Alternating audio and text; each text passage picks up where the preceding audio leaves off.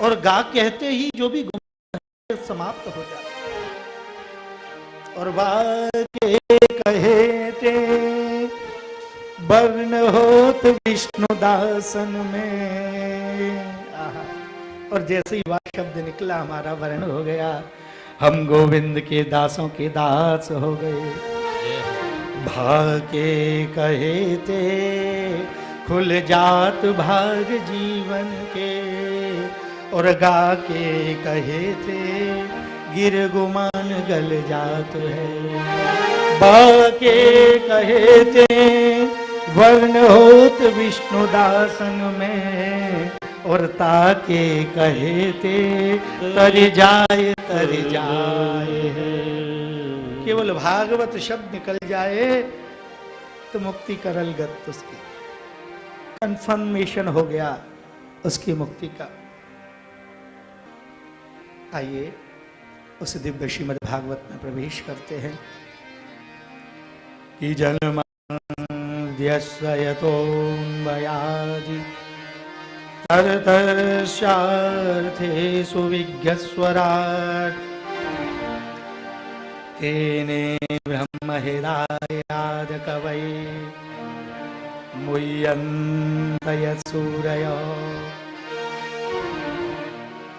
तेजो वारमृदां यथा विनिमयो यत्र सर्गो मृषा धाम्ना स्वेन सदा निरस्तकुहकं सत्यं परं धीमहि। भागवत में श्री राम का नाम नहीं आया, मेरे श्री कृष्ण का भी नाम श्रीमद् भागवतकार ने प्रथम श्लोक में नहीं दिया। बोले अगर किसी देवता विशेष का नाम देंगे तो लोग बाग आपस में झगड़ेंगे कि ये हमारा ग्रंथ है, ये हमारा ग्रंथ है। श्रीमद् भागवत महापुराण सर्वजनित ग्रंथ है भाई, सभी लोगों का ग्रंथ है। ये हमारा ग्रंथ है, ये आपका ग्रंथ है। जो मेरे गोविंद के चरणानुरागी हैं ये उनका ग्रंथ है। जो मात्र शक्ति के उपासक हैं ये उनका भी ग्रंथ है। जो श्री राम को मानने वाले उनका भी ग्रंथ है। उधर जब श्रीमद् भागवत प्रारंभ हुआ तो शौनकादि मुनियों ने प्रश्न कर दिए महाराज। बोले प्रश्न किया, बोले महाराज कोई कहता है ये देव श्रेष्ठ है, कोई बोलता है ये देव श्रेष्ठ है। कौन देवता श्रेष्ठ है? सब देवों में श्रेष्ठ कौन है? कोई बोलता ये पुराण है, कोई बोलता ये पुराण है। सब शास्त्रों का सार क्या है? और जो वेद जिनको अजन्मा बोलते हैं, क्या वो गोविंद भी जन्म लेता है? और जब यदि वो जन्म लेता है तो उसके अवतार कितने हैं? कोई बोलता है 10 अवतार, कोई बोलता है 24 अवतार, कोई बोलता अवतारा असंख्य। या क्या बात सत्य जाने? महाराज ऐसे शब्दों की झड़ी लगा डाली। उधर श्रीमद् भागवत को श्रवण करने के लिए देवता भी गए, ऐसा वर्णन आता है। हम भी कथा सुनेंगे, हम भी कथा सुनेंगे, हम भी अमृत लाए हैं, ये महाराज परीक्षित को पिला दो और कथा रूपी अमृत हमको पिला दो। तो सुखदेव जी ने उनसे कहा कि क्व कांच हो मड़ेर महान, ये कहाँ कांच का टुकड़ा अमृत आपका और कहाँ मेरी ये बेशकीमती मणि कथा रूपी अमृत। उनको मना कर दिया। ब्रह्मा जी को ये बात ज्ञात हुई तो सत्यलोक में तुला लगवाई। सत्यलोके तुलाम बद्ध्वा तोलयत साधनान्य जब। एक पल्लड़ा में श्रीमद् भागवत जी को रख दिया सज्जन हो, और एक पल्लड़े में स्वर्ग के सारे सुखों को रख दिया गया। लेकिन श्रीमद् भागवत का पल्लड़ा तो नीचे ही रहा। देवता भी चढ़ गए, इंद्र से बोले इंद्र देवता तुम भी आ जाओ। सब देवता भी चढ़ गए उस पल्लड़े में। लेकिन भारी हतो सुभू रयो हलिको गयो रखा भारी हतो सुभू रयो हलिको गयो रखा। तो मालूम है जो भजन होता है जिसमें जिस वृक्ष पर ज्यादा फल होते हैं वो नीचे झुकता है, जो सूखा होता है जिस पर फल नहीं होते वो तना रहता है। आज जिस पलड़े में श्रीमद् भागवत को रखा था वो श्रीमद् भागवत जी का पलड़ा नीचे ही रहा और ये देवताओं वाला पलड़ा ऊपर हो गया। आहा, ब्रह्मा जी ने भी कह दिया कि श्रीमद् भागवत श्रेष्ठ है भाई, श्रीमद् भागवत श्रेष्ठ है। सब देवों में श्रेष्ठ कौन है इसका जब परीक्षण हुआ तो श्री भृगु जी महाराज गए, ब्रह्मा जी से अब शब्द बोले, ब्रह्मा जी भी नाराज हो गए, बोले ये देवता श्रेष्ठ नहीं हो सकते। भगवान शिव के पास कैलाश पर्वत पर जब पहुंचे वो भी क्रुद्ध हो गए, ये श्रेष्ठ कैसे हो सकते। और क्षीर सागर में शीश की शैया पर मेरे नंद नंदन मदन मोहन श्री नारायण प्रभु योग निद्रा में लीन थे। श्री भृगु जी ने एक चरण प्रहार किया, मेरे नारायण प्रभु ने चरण पकड़ लिया श्री भृगु जी महाराज का। अरे भृगुदेव, मेरा ये वक्षस्थल, मेरी ये छाती बड़ी कठोर है, आपके चरण कमल कोमल हैं, कहीं आपके लग तो नहीं गई, आपको कोई पीड़ा तो नहीं हुई। भृगु जी चरणों में लिपट गए, गिर गए, बस बस नारायण ही सर्वश्रेष्ठ हैं। हम किसी भी देवता का ध्यान मनन करें लेकिन वो सब बाद में मेरे नारायण प्रभु को पहुंच जाता है, मेरे गोविंद को पहुंचता है। हम किसी की भी पूजा करें सबका आदर सत्कार करना चाहिए, लेकिन किसी एक देवता के प्रति निष्ठा रखनी चाहिए, इष्ट एक होना चाहिए। वो कोई हो, वो मेरी श्री राधे हो, मेरे गोविंद हो, मेरे नारायण हो, चाहे जगदम्बा हो, भगवान शिव हो, कोई भी देव क्यों न सही, एको हम बहुश्याम। जब एक से मेरे गोविंद बहुत होते हैं, उनके ही तो रूप हैं सारे। जैसे हम गृहस्थी हैं, हमारे यहाँ कभी चाचा जी आते, कभी फूफा जी आते, कभी जीजा जी आते, कभी मामा जी आते। मामा जी का आदर मामा जी का है, फूफा जी का फूफा जी जैसा है महाराज, हैं? और घर में कोई दामाद आ जावे तो उसका आदर उसके जैसा है। वैसे ही गृहस्थियों को सबका सम्मान करना चाहिए, सबको नमन करना चाहिए, लेकिन इष्ट एक रहना चाहिए। इस जीवन को मेरे गोविंद के चरणों में सौंप देना चाहिए। जीवन है तेरे हवाले मुरलिया वाले, जीवन है तेरे हवाले मुरलिया वाले, जीवन है तेरे हवाले मुरलिया वाले, जीवन है तेरे हवाले मुरलिया वाले।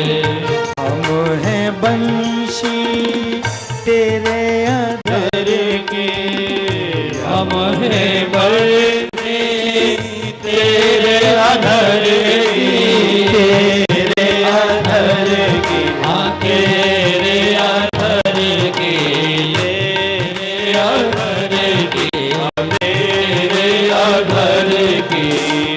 हम हैं बंशी तेरे अधर के, हम हैं बंशी तेरे अधर की, चाहे जैसे बजाल मुरलिया वाले, चाहे जैसे बजाले मुरलिया वाले, जीवन तेरे हवाले मुरलिया वाले, जीवन है तेरे हवाले मुरलिया हरि वाले। बोल।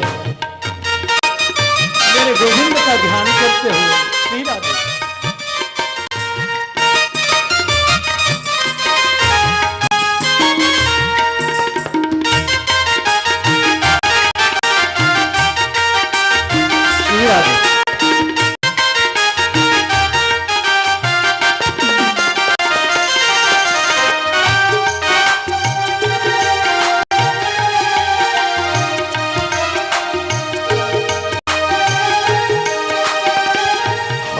कठपुतली तेरे हाथ की, हम कठपुतली तेरे हाथ की, तेरे हाथ की, तेरे हाथ की, तेरे हाथ की, तेरे हाथ की, हम कठपुतली तेरे हाथ की, हम कठपुतली तेरे हाथ की, चाहे तू जैसे न चाले मुरलिया वाले, चाहे तुझे न चाले मुरलिया वाले, जीवन है तेरे हवाले मुरलिया वाले, जीवन है तेरे हवाले मुरलिया वाले।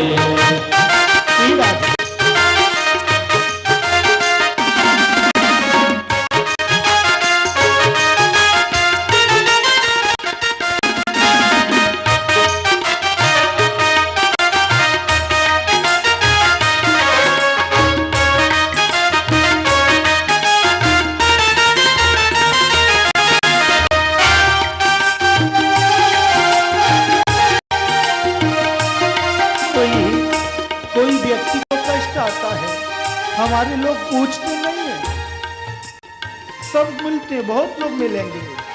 मेरे गोविंद को अपना जानो, मेरे अपने हुए बेगाने, मेरे अपने हुए बेगाने, मेरे अपने हुए बेगाने, हुए बेगाने, हुए बेगाने, हुए बेगाने, हुए बेगाने, मेरे अपने हुए बेगाने, मेरे अपने हुए बेगाने, अब तू ही अपना ले मुरलिया वाले, अब तू ही अपना ले मुरलिया वाले, जीवन है तेरे हवाले मुरलिया वाले, जीवन है तेरे हवाले मुरलिया वाले।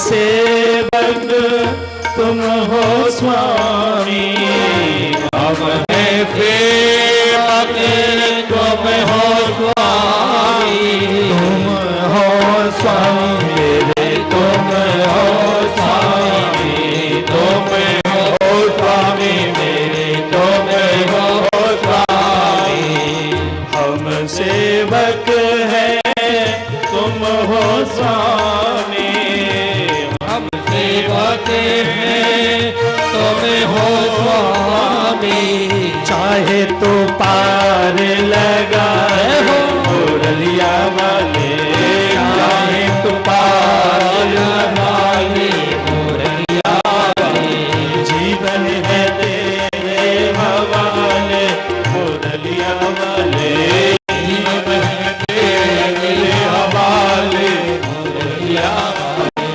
जीवन है तेरे हवाले मुरलिया वाले, जीवन है तेरे हवाले मुरलिया वाले।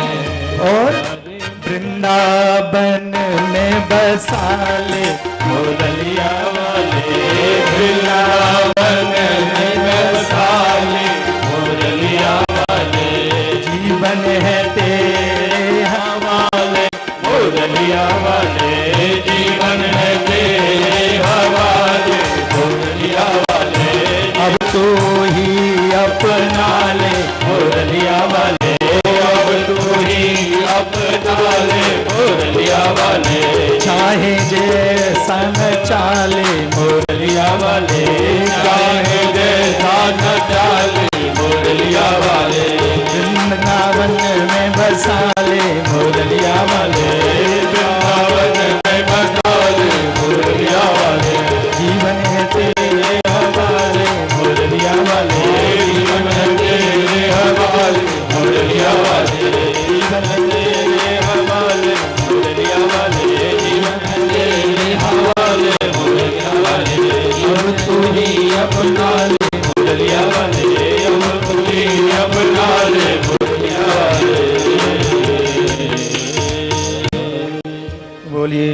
कृष्णचंद्र भगवान की जय।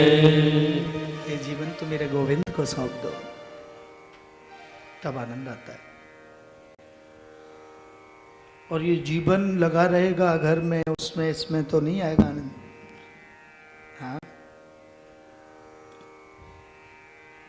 आज श्रीमद् भागवत जो प्रकट कैसे हुई, इसमें भी श्री मुनि नारद जी ही कारण हैं। नारद जी एक बार श्री नारायण प्रभु का गान करते हुए कैलाश पर्वत पर जहां भगवान शिव विराजते हैं, नारद जी ने वहां पदार्पण किया।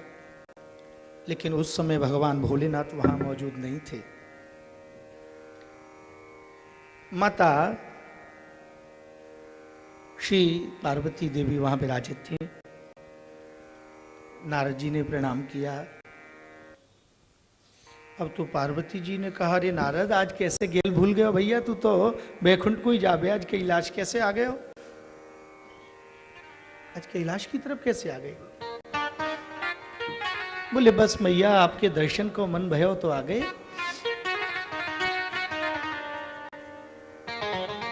भोलेनाथ कहाँ है? बोले, वो तुम्हारे स्वामी के पास गए। अच्छा मैया, सब ठीक ठाक चलता है?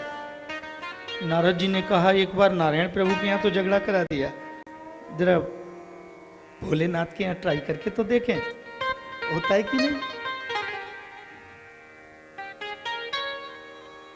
माता जी, भोलेनाथ आपको सब बता देते हैं कि नहीं? पार्वती जी बोले, अरे नारद, कुछ मुझसे छुपाते नहीं, बड़ी सीधे हैं। और ये जिस मंत्र को किसी को बताना नहीं चाहिए, शास्त्र कहता है गोपनीयम गोपनीयम प्रयत्न, तो उसको भी मुझे बता देते हैं। तो नारद जी ने कहा, फिर तो माला वाली भी बात बताई होगी आपको, जो मुंडों की माला धारण करते हैं। ओहो। पार्वती जी बोली, नहीं नहीं नारद, तुझे मालूम है, तू बता। नारद जी बोले, अच्छा माता जी, हम चलते हैं, बस काम हो गया हमारा। अब तो भोलेनाथ आए और पार्वती जी रूठी रूठी भोलेनाथ से पूछा, भगवान ये मुन्नों की माला किसकी है, ये किसके सर हैं?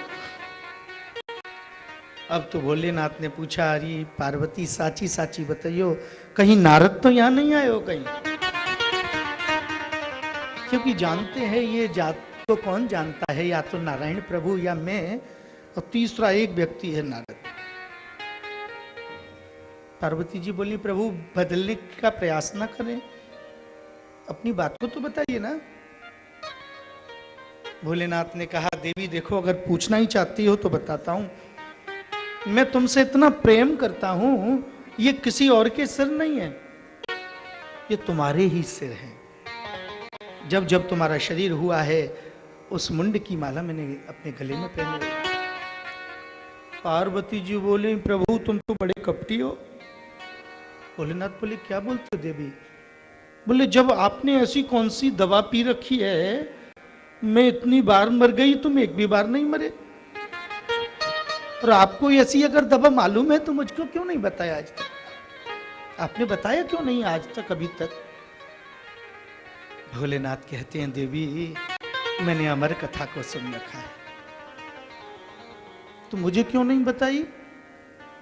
बोले, अभक्ते नैव दातव्यम गोपितम रक्ष पार्वती। अरे देवी, ये गोपनीय शास्त्र है, इसको भक्ति रहित व्यक्ति के प्रति नहीं कहना चाहिए। पार्वती जी ने कहा, प्रभु मेरे मन में भक्ति जागी, अब तो सुनाओ ना। तो भोलेनाथ ने एक डमरू का नाद किया, और जैसे ही डमरू बजाया, जितने पक्षी थे सब उड़ गए महाराज। वहीं एक पक्षिणी थी जिसका गर्भ गिर गया डमरू बजने से। दूसरा डमरू बजा तो उस अंडे से वो जीव बाहर निकल आया। न तीसरी बार डमरू बजा और न वो पक्षी वहां से उड़ा। मेरे भोलेनाथ ने पार्वती जी से कहा, देवी मैं कथा को आंखें बंद करके कहूंगा। तुम मुझसे हूं करते रहना, हुकारा भरना।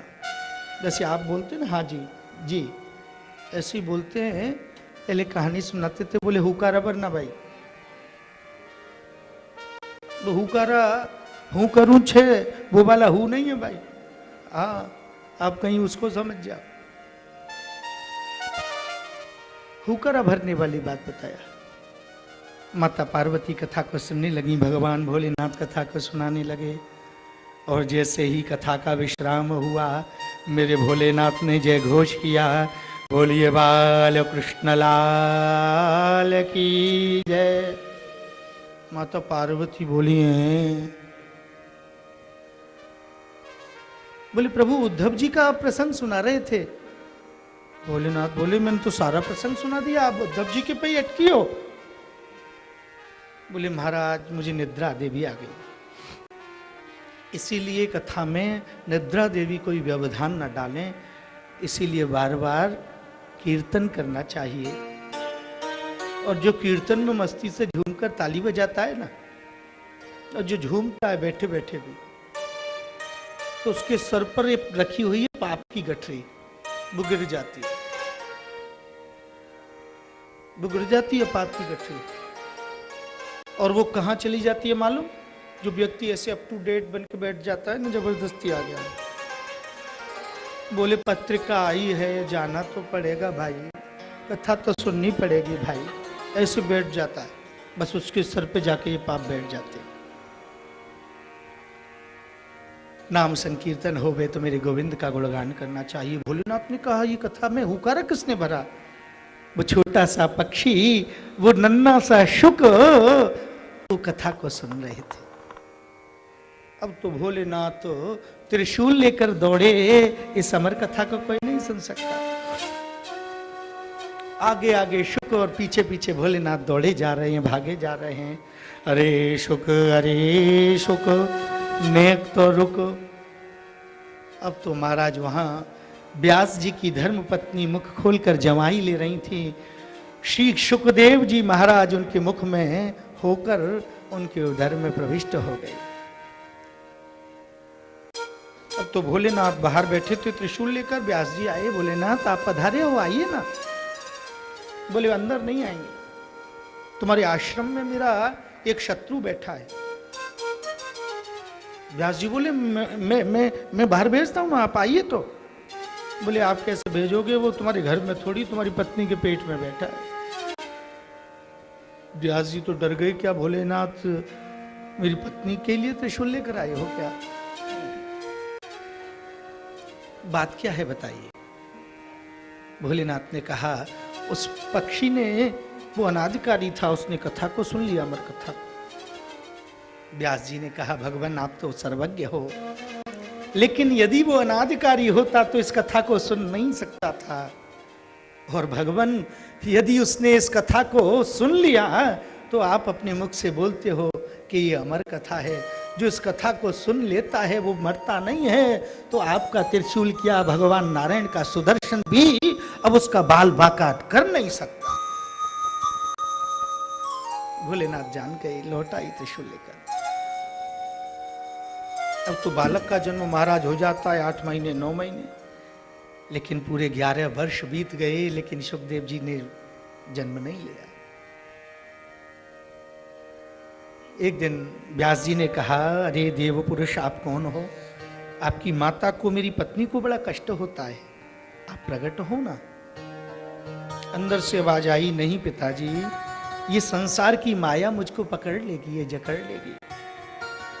व्यास जी ने कह दिया बेटा मेरा तुझको ये वरदान है, ये आशीर्वाद है कि ये संसार की माया तुझको पकड़ नहीं पाएगी। अब क्या था, 12 वर्ष के बाद जो श्री राधा किशोरी जी के गोदी में किलोल करते श्री सुखदेव जी महाराज, आज उनका प्रागट्य हो रहा है। बोलिए श्री सुखदेव भगवान की, श्री वृंदावन बिहारी लाल की। जैसे ही सुखदेव जी का जन्म हुआ महाराज, आहा आनंद आ गया। सुखदेव जी तो जन्म लेकर सीधे सीधे सीधे सीधे सीधे चले गए महाराज। न मैया ने श्री सुखदेव जी को देखा, न पिताजी ने देखा। अब तो श्री व्यास जी विरहातुर हो गए। हा पुत्र, हा पुत्र, अरे बेटा, अरे बेटा, अरे बेटा, अरे बेटा। व्यास जी जैसा ज्ञानी पुरुष जिसने 17 पुराण की रचना कर दी है, वो भी पुत्र मोह में हो गए। ये मोह कब किसको पकड़ ले मालूम पड़ता क्या? संसार के प्रति जो हम बोलते प्रेम, वो प्रेम नहीं है, वो मोह है। मेरे गोविंद के प्रति, उनके चरणों के प्रति जो रति है, जो मति है, वो प्रेम है। और प्रेम माने भक्ति, और भक्ति माने प्रेम। आज पुत्र मोह में विरहातुर होकर श्री सुखदेव जी महाराज के पीछे पीछे चले गए। यम प्रव्रजन्तु मनुपे तुमपेत कृत्यम द्वैपायनो विरह का तराजुहावो पुत्रेति तन्मयतया तरवोभिनेदुस् तं सर्वभूत हृदयं मुनिमानतोऽस्मि।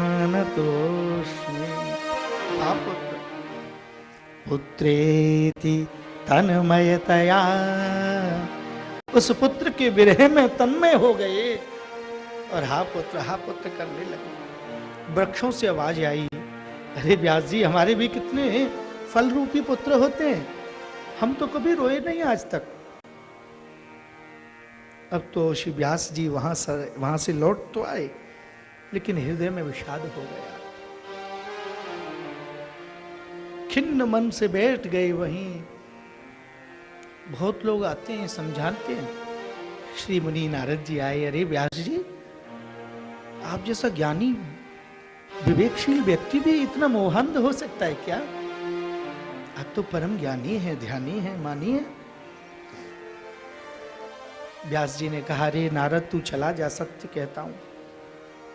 कहना बड़ा आसान है, लेकिन उसको जब उसका निर्वाह किया जाता है वो बड़ा कठिन है। बोले, एक गांव में एक राजा, उनका एक पुत्र, उसका शरीर हो गया। विलाप कर रहे थे। कहीं से एक पंडित जी, महात्मा जी पधारे। उन्होंने कहा, रे राजा, क्यों रोता है? उस पुत्र का इतना ही साथ था तेरे से, ये सोच। व्यर्थ में रुदन नहीं करना चाहिए संसार के जीव के लिए। आया था, चला गया। राजा समझ गया। वो महात्मा जी उस गांव से थोड़ी दूरी पर वन में रहते थे। उन महात्मा जी के पास एक बकरी थी, उस बकरी का पालन करते थे। एक दिन वो बकरी मर गई। अब तो महाराज बकरी मर गई तो पंडित जी, वो महात्मा जी रो रहे थे। हाँ, मैं कहाँ से लेकर आऊँगा, मैं चराता था तुझको। और महाराज दुनिया भर की बातें करें। राजा आखेट के लिए गए थे, उन्होंने देखा महात्मा जी की आवाज आती है अंदर से। अरे महात्मा जी, आप क्यों रोते हो? आप तो ज्ञानी हैं, ध्यानी। क्या हुआ? बोले, राजन क्या करूं, मेरी बकरी चली गई। कैसी पायल मैंने बांधी थी, उसके पैर में छम छम करती थी। राजा बोला, महाराज, जब मेरा बेटा गया था, मेरे कलेजे का टुकड़ा, तो आपने मुझे ज्ञान कराया था कि संसार के जीव के लिए मोह क्यों करना। आज तो तुम्हारी बकरी गई है तो रोते हो। महात्मा जी बोले, राजा जल्दी से भाग जा। वो तो बताने की बात थी, ये करने की बात थी भाई। पर उपदेश कुशल बहु तेरे, उपदेश करना अलग बात है। लेकिन सज्जनों, ये निश्चित जानिए, कोई भी बात व्यक्ति जब तक विश्वास से नहीं कह सकता, और नहीं कहना भी चाहिए। एक बार गांधी जी आए थे। एक माता जी अपने बेटे को लेकर आगे बढ़ी और बापूजी से कहा, बापूजी इस बच्चे को बोलिए कि ये गुड़ बहुत खाता। गांधी जी लौट आए, इसको बड़ा क्रोध आया माता को, अरे मैंने तो कहा इनकी बात मानेगा, ये आदर्श थे, ये चले गए। महाराज 3 महीने बाद वापस आई गांधी जी उसी के घर पे, और उस बच्चे को बुलाया, उस माँ को बुलाया और कहा, बेटे गुड़ खाना अच्छी बात नहीं है। माता जी बोले, हो गए आप गांधी जी, लेकिन जब मैंने कही थी तो बात नहीं, आज 3 महीने बाद सुधाई है। गांधी जी ने कहा, देवी उस समय में वो बात कैसे बोल सकता था, क्योंकि मैं भी गुड़ खाता था, पहले मैंने वो छोड़ा है, तब आज इस बच्चे को वो बात बोलने के लिए मैं आया हूं। मैं कैसे इस बच्चे को बोल सकता था इस बात को। आज श्री व्यास जी महाराज मोहांध हो गए, तो नारद जी ने अपने पूर्व जन्म का वृत्तांत सुनाया है। नारद जी बोलते हैं कि देखिए व्यास जी, मैं आपको और कोई बात नहीं सुनाता, अपनी बताता हूं, आप बेटे। आज मैं नारद हूं, लेकिन अब से पूर्व जन्म में एक दासी का पुत्र था, मेरा नाम था रामदास। एक बार चातुर्मास हुआ और संत महात्मा लोग पधारे, और महाराज उन संत महात्मा लोगों ने हमारे गांव में ही कीर्तन किया, चातुर्मास किया। 4 महीने उसी जगह रुके। मेरी माँ को उनके काम में लगा दिया गया। मैं भी बालक था, मैं भी जाता था। वो सभी संत बड़े आनंद से गोविंद का कीर्तन करते थे, गोपाल का कीर्तन करते थे। जय राधे कृष्णा गोविंद गोपाल राधे माधवाय, जय राधे गोपाल राधे माधवाय, जय राधे कृष्ण गोविंद गोपाल राधे माधवाय, जय राधे सभी गाएंगे। गोपाल राधे माधवा, गोपाल राधे माधवा, गोपाल राधे माधवा, गोपाल राधे माधवा, मेरो नन नंदन माधवा, मेरो नन नंदन माधवा, मेरो नन नंदन माधवा, मेरो नन नंदन माधवा, यदुको नंदन मेरो माधवा, यदुको नंदन मेरो माधवा, देवकी नंदन माधवा, देवकी नंदन माधवा, जय राधे कृष्ण गोविंद गोपाल राधे माधवा, जय राधे कृष्ण गोविंद गोपाल राधे माधवा। हरि बोल। ताली सेवा कर दे सभी लोग, ताली सेवा मेरे गोविंद के लिए करेंगे। हरि बोल। श्री राधे।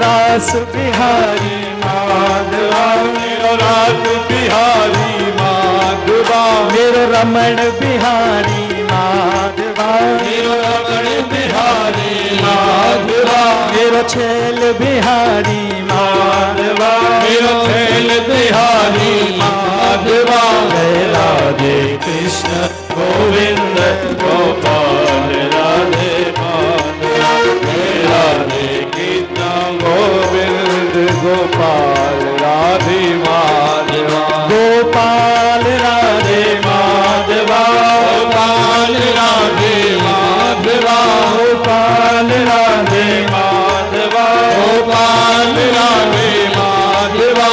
मेरो राधा वल्लभ माधवा, मेरो राधा वल्लभ माधवा, मेरो रुक्मिण वल्लभ माधवा, मेरो रुक्मणी वल्लभ माधवा, मेरो सीता वल्लभ माधवा, सीता वल्लभ माधवा। जय राधे कृष्ण गोविंद गोपाल राधे माधव, जय राधे कृष्ण गोविंद गोपाल राधे माधव, जय राधे कृष्ण गोविंद गोपाल राधे माधव, जय राधे कृष्ण गोविंद गोपाल राधे माधव, जय राधे कृष्ण गोविंद गोपाल राधे माधव, जय राधे कृष्ण गोविंद गोपाल राधे माधव, जय राधे कृष्ण गोविंद गोपाल राधे माधव, जय राधे कृष्ण गोविंद गोपाल राधे माधव, जय राधे कृष्ण गोविंद गोपाल राधे माधव, जय राधे कृष्ण गोविंद गोपाल राधे माधव, जय राधे कृष्ण गोविंद गोपाल राधे माधव, जय कृष्ण गोविंद गोपाल राधे माधव, जय राधे कृष्ण गोविंद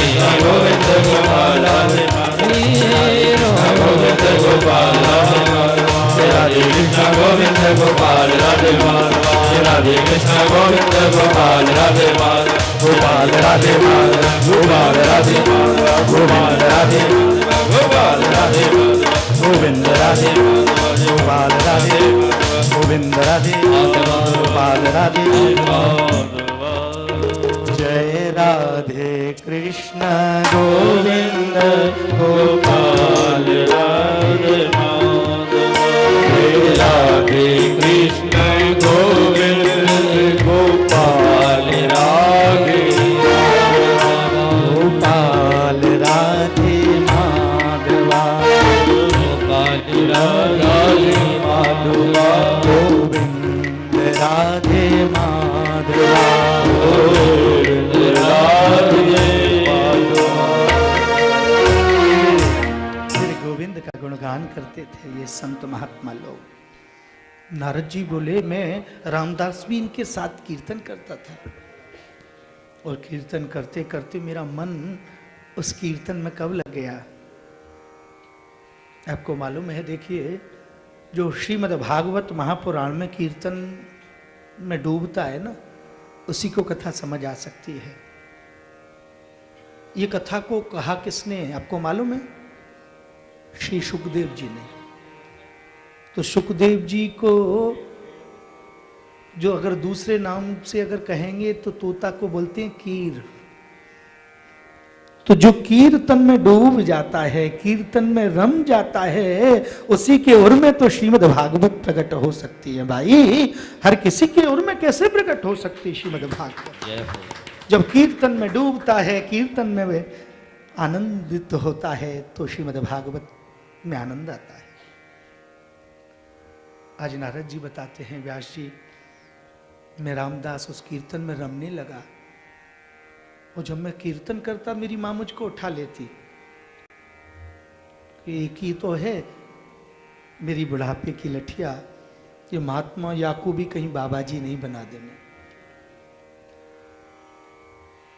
अरे भाई देखिए, सत्संग में कथा में हम तो कहते हैं कि बालकों को लाना चाहिए, बहुत लोग कहते हैं नहीं लाना चाहिए, लेकिन हमारा तो ये मानना है भाई लाना चाहिए।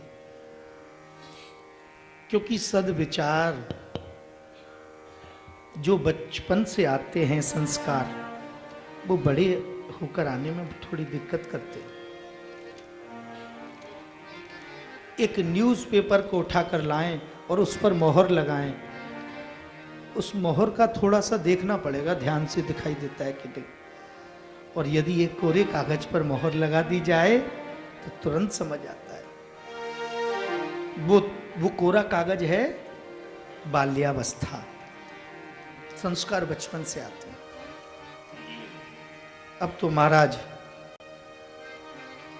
नारद जी जब भजन करते तो कहते हैं, व्यास जी मेरी माँ मुझको उठा लेती, आज संत महात्मा लोग जाने लगे, मेरा मन हुआ तो महात्माओं ने कहा नहीं नहीं बेटा, तू यहां रहकर ही भगवान का भजन कर,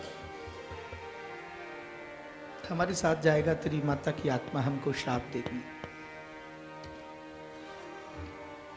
नारद जी कहते व्यास जी मैं रामदास बस वहीं रहकर भगवान का कीर्तन करता था और सोचा करता था कि कब गोविंद की कृपा होगी, कब कृपा होगी, वो महात्मा लोग फिर पधारेंगे, मुझे कीर्तन का आनंद होगा।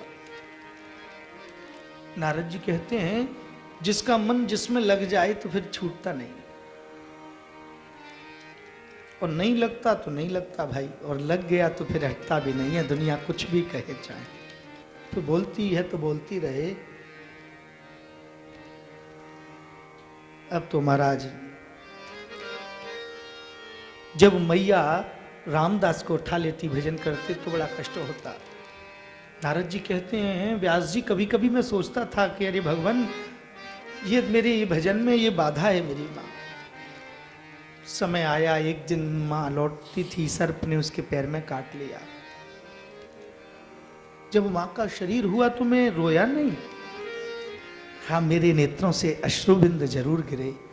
एक नेत्र से गर्म जल का आंसू गिरा, दूसरे नेत्र से ठंडे जल का आंसू गिरा। एक बात का दुख था कि जिस मां के द्वारा मुझको ये शरीर प्राप्त हुआ मां चली गई।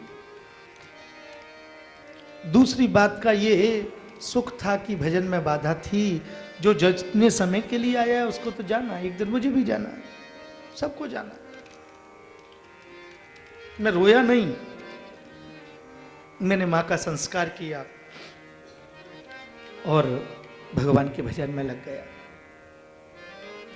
वर्षों बीत गई भजन करते करते, व्यास जी मुझको भगवान का दर्शन नहीं हुआ। एक दिन मैं बड़े दुखित मन से बैठा कि आकाशवाणी हुई, अंतर मन की वाणी आई, अरे रामदास इस शरीर में तू मुझे प्राप्त नहीं कर सकता, जब समय अनुसार तेरा ये शरीर छूटेगा तब तुझे हमारी प्राप्ति होगी। अब तो नारद जी कहते हैं व्यास जी मैं बेटा रामदास अब तो प्रार्थना करने लगा भगवान से कि जा मरवे थे जग डरे सो मेरे मन जा मरवे थे जग डरे सो मेरे कब मरी हो कब देखियो पूर्ण परमानंद, कब मरियो कब देखियो पूर्ण परमानंद। मैं तो बस एक प्रार्थना करता था, वो पूर्ण ब्रह्म परमात्मा श्री कृष्ण कब दर्शन देंगे। अरे व्यास जी वही रामदास दासी का पुत्र आज नारद बनकर आपके सामने बैठा है। भगवान यदि मैंने जब ही मोह कर लिया होता अपनी मां का तो आज मैं ऐसे आपके सामने नहीं बैठा होता। श्री नारद जी महाराज ने आज व्यास जी महाराज को चतुश्लोकी श्रीमद् भागवत श्रवण कराई। जिस चतुश्लोकी श्रीमद् भागवत को नारद जी ने मेरे नारायण प्रभु से सुना। अहमेवासमेवाग्रे नान्यद्यत् सदा परं पश्चादहं यदि तच्चो योष्येदशोऽस्मि हम।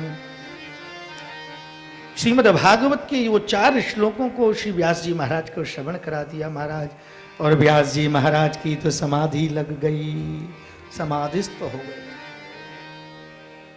और समाधिस्थ भाषा में जो व्यास जी बोलने लगे उनके शिष्यों ने उसको लिपिबद्ध कर लिया। वर्षों के बाद जब समाधि से जागे श्री व्यास जी, उन्होंने पूछा ये क्या है पोथी सामने। बोले गुरुदेव हमको नहीं मालूम, आपने जो भी समाधि भाषा में जो बोला हमने लिख लिया उसको। अब तो व्यास जी ने ऊपर देखा नीचे देखा, उस पर लिख दिया श्रीमद् भागवत महापुराण। बोलिए भागवत भगवान की जय। 18 पुराण हैं सज्जनों, लेकिन श्रीमद् भागवत महापुराण है। 17 पुराण के बाद 18वां पुराण। कोई पुराण है, इसको श्रीमद् शब्द से मानो मेरे कन्हैया के जब तक मुकुट नहीं लगे तो सुशोभित कैसे होवे। ऐसे ही श्रीमद् शब्द रूपी मुकुट से अलंकृत किया श्री भागवत जी को। और श्रीमद् भागवत की पुस्तक को पुस्तक या पोथी नहीं समझना चाहिए केवल। श्रीमद् भागवत में आता है प्रत्यक्ष कृष्ण एव ही। ये साक्षात मेरे ऋषि राधा युगल सरकार की बांगमय मूर्ति है श्रीमद् भागवत।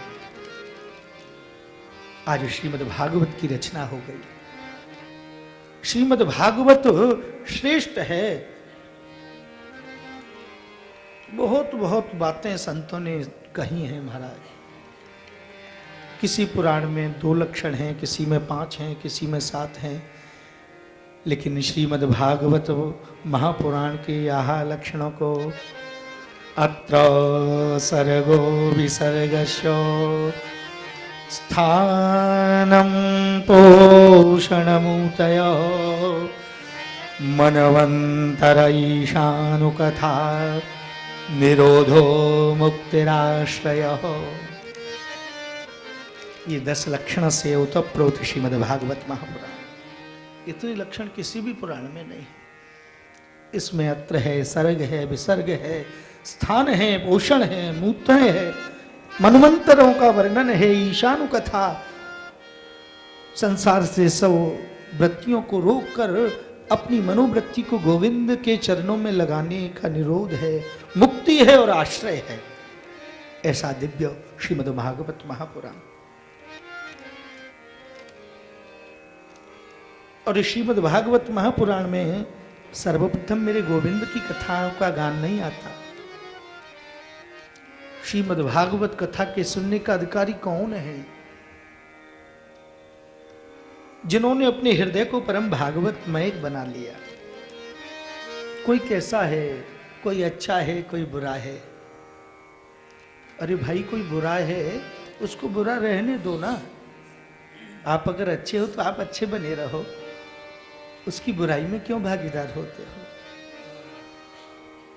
भलो भलाई पे लयई और लयई नीचाई नीच और सुधा सराही अमरता गरल सुधारही। अमृत अमृत होता है और विश्व विश्व होता है। अमृत अपने तत्व को नहीं खोता, विष भी अपने आप को नहीं छोड़ता। अगर बुरा व्यक्ति भला नहीं बन सकता तो अरे भले मानुस तू बुरा क्यों बनता है भाई?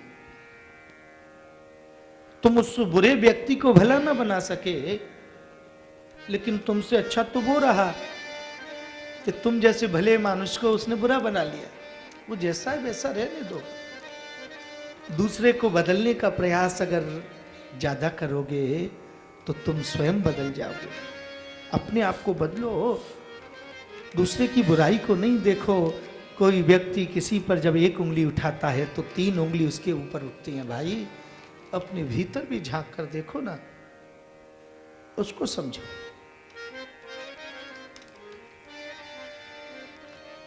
जो भागवत कथा के अधिकारी हैं वो कौन है? मेरे गोविंद के चरित्र को श्रीमद् भागवत में वर्णित नहीं किया। सर्वप्रथम कथा आती है माता श्री द्रौपदी महारानी की, परम भागवत हृदय। ये प्रसंग है श्रीमद् भागवत महापुराण का। जिस समय दुर्योधन की जंगा टूट गई भीम की गदा से, मरणासन अवस्था में पड़ा है, और उस अवस्था में पड़ा हुआ दुखित तो हो रहा है। अपने कष्ट से नहीं हो रहा। इसका मित्र अश्वत्थामा जब दुर्योधन के पास आए तो अश्वत्थामा ने कहा, मित्र दुर्योधन, कोई अंतिम इच्छा हो तो बता दो। दुर्योधन ने कहा, भाई अश्वत्थामा, मेरे मन में अब कोई इच्छा बची ही नहीं। अब कोई इच्छा बाकी नहीं रही। एक कष्ट को लेकर मैं मरूंगा। बोले किस बात का कष्ट है? कि हम 100 थे, 100 में से एक भी नहीं रहे, और वो 5 थे, उन 5 में से एक भी नहीं मरे। ये कष्ट है, इसको बोलते हैं दुष्टता। आज अपने दुख से दुखी नहीं है। अश्वत्थामा भी कह गया मदांध होकर, रात्रि के अंधियारी रात में खड्ग को लेकर पहुंच गया पांडवों के कक्ष में। वहां मेरे गोविंद ने लीला पहले से कर दी थी। उसमें 5 पांडवों के पुत्र सोए हुए थे। अश्वत्थामा ने वदांध होकर एक एक पुत्र के शिर छेदन कर कर गठरी बांध कर ले गया। दुर्योधन के सामने उस गठरी को जाकर फेंक दिया। दुर्योधन देख, तेरे मित्र ने कैसा काम कर दिया, 5 पांडवों के शीश लेकर आ गया मैं। दुर्योधन ने कहा, अरे अश्वत्थामा, ये 5 पांडवों के शीश नहीं हो सकते, जल्दी खोल इस गठरी को। तो इसमें 5 सिरों को बताता है। इतना एक बड़ा सिर तो भीम का ही होना चाहिए भाई, तू 5 सिर बताता इसमें। जब उस गठरी को खोला गया तो उस गठरी से द्रौपदी के 5 पुत्रों के शीश निकल आए। दुर्योधन ने कह दिया, अश्वत्थामा दूर हो जा, मेरी दृष्टि से दूर चला जा। अरे अश्वत्थामा, हमारा वैर पांडवों से था, उनके पुत्रों से नहीं। अरे भाई, जब हम चले जाएंगे हमारे तो कोई आगे पीछे भी नहीं है, ये पुत्र ही तो हमको जल देते। अश्वत्थामा दौड़ा भागा, ये क्या कर दिया? जो बिना विवेक के कार्य को करता है ना, बिना विवेक के, उसको पछताना पड़ता है। आज द्रौपदी महारानी आज अपने पुत्रों को उठाने के लिए गई। रक्त की धारा देखकर चीख पड़ी, अरे कन्हैया, अरे कृष्ण, अर्जुन, अरे पार्थ, जल्दी आओ। जिस मां के सामने उस बेटे को ठोकर भी लग जाए, मां का कलेजा फट जाता है। और जिस मां के सामने उस मां के 5 पुत्रों की जो शरीर है वो पड़ा हुआ है, जिसमें सर भी नहीं है, उस मां के कलेजे पे क्या बीतती होगी। इस श्रीमद् भागवत महापुराण में द्रौपदी के चरित्र को पहले क्यों कहते हैं? जब विषम परिस्थिति आती है तो व्यक्ति का धर्म छूट जाता है। हमारे घर में कोई कार्य आता है तो भगवान का नाम लेना छोड़ते हैं, लेकिन आज द्रौपदी पे कष्ट आया तो भी पहले कन्हैया को ही बुलाया है। अर्जुन ने प्रतिज्ञा कर ली, द्रौपदी, जिसने भी ये जघन्य अपराध किया है, ये अपराध जिसने भी किया है ना, उसको मैं छोड़ूंगा नहीं, मैं प्रतिज्ञा करता हूं।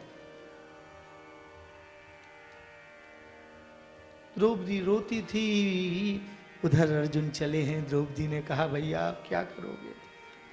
अरे कन्हैया, अब क्या करोगे? अर्जुन को रोको, अब क्या होगा? मेरे पुत्र तो चले गए। लेकिन अर्जुन दौड़ा गया, और जब अर्जुन को पता लगा कि ये कार्य किसी और का नहीं, हमारे गुरुपुत्र अश्वत्थामा का है, अर्जुन को तो क्रोध आया। लेकिन आज द्रौपदी माता के हृदय में दया उमड़ आई। अपने पुत्रों के शरीर को छोड़कर दौड़ती जा रही है अर्जुन के पास। मुच्यतामीशो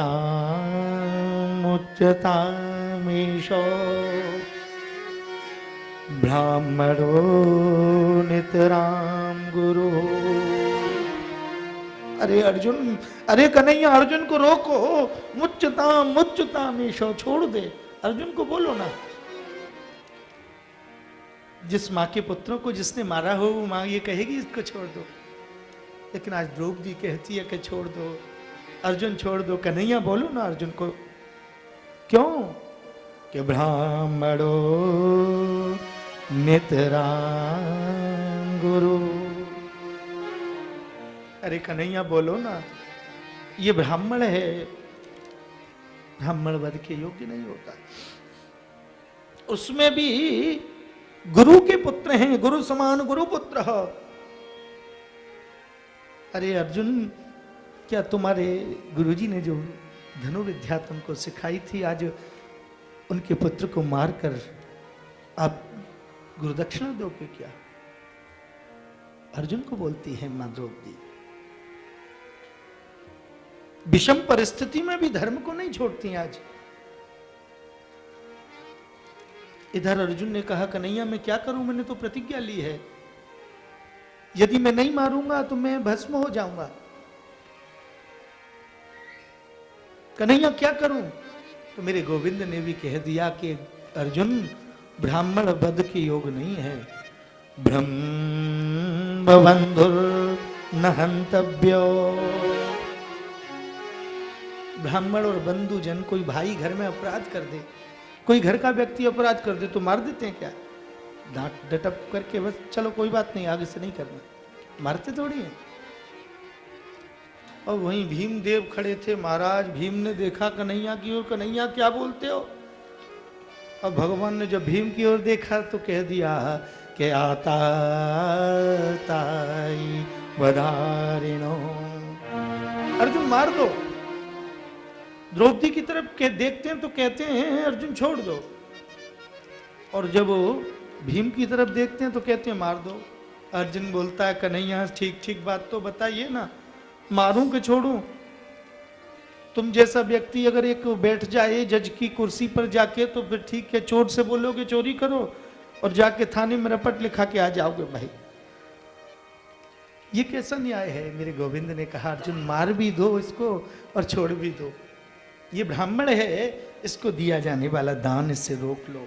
इसके मस्तक में एक मणि लगी है, उस मणि को निकाल लो, ये निस्तेज हो जाए। अर्जुन ने ऐसा ही किया, इसके मस्तक से उस मणि को निकालकर धक्का मार कर छोड़ दिया इसको। अश्वत्थामा ने कहा, अर्जुन मुझे ऐसे अपमानित करके मुझे छोड़ मत, मुझे मार दे। लेकिन आज माता द्रौपदी की वजह से अश्वत्थामा को जीवन दान मिल गया। आपको मालूम है इस कथा से शिक्षा क्या मिलती है? क्या शिक्षा मिलती है? बोले महाराज बस एक शिक्षा मिलती है कि जैसी द्रौपदी माता की पहली आई थी जो कष्ट थे वो किसी के साथ नहीं आए, और जैसी बाद की आई वो सबके साथ आए। तो भैया ये क्या करवा चौथ की कथा है कि चौथ माता जैसी बरसी बाप पे वैसी हम पे बरसे? इस कथा से जो शिक्षा प्राप्त होती है वो शिक्षा केवल इतनी है, बंधुजन, कि हर स्थिति परिस्थिति में, कैसी भी स्थिति आए परिस्थिति आए, मेरे गोविंद के नाम को, मेरे गोविंद के स्मरण को, उस धर्म को छोड़ना नहीं चाहिए। मेरे गोविंद के चरणों में अपने मन को लगाए रखना चाहिए। अब तो महाराज अश्वत्थामा को छोड़ दिया, लेकिन कभी कभी किसी व्यक्ति पर अगर आप कृपा कर दो और दुष्ट है तो भारी पड़ जाती है कभी। आज एकमात्र पांडवों का वंश बचा है, जानते हैं कौन? वो है देवी उत्तरा का गर्भ। अश्वत्थामा ने क्रोध से क्रोधित होकर ब्रह्मास्त्र का प्रयोग कर दिया, और वो ब्रह्मास्त्र उत्तरा के गर्भ को जलाने लगा महाराज।